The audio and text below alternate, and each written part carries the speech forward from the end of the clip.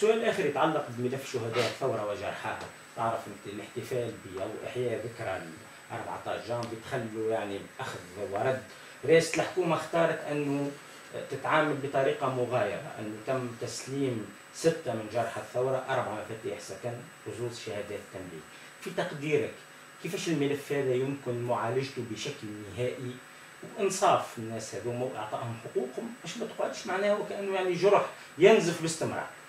هو الملف هذايا معقد وخلينا فيه يعني صار فيه تاخير بطبيعه الحال.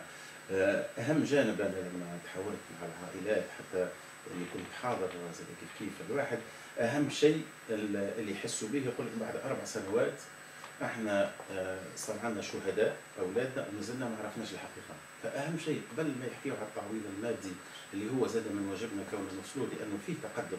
يعني شفت تحكي على تسليم المساكن، ولكن في تقدم في التعويضات وفي ملفات مازالت تتاخر. هذاك اهم شيء حاسين به هو يحبوا يعرفوا الحقيقه، يحبوا العداله تاخذ مجراها.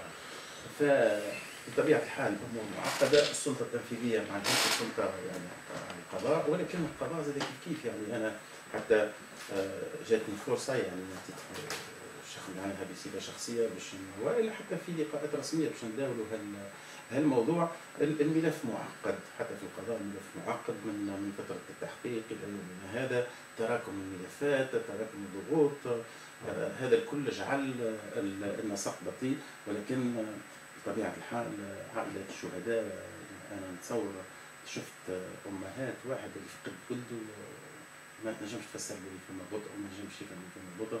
اهم شيء لازمنا نسرعوا على الاقل باش نعطيو الحقيقه، والشيء اللي كان اللي من اذنب في الحق واللي اثبت عليه الذنب لازم يتحمل مسؤوليته ويتحاسب. فهذا اهم شيء.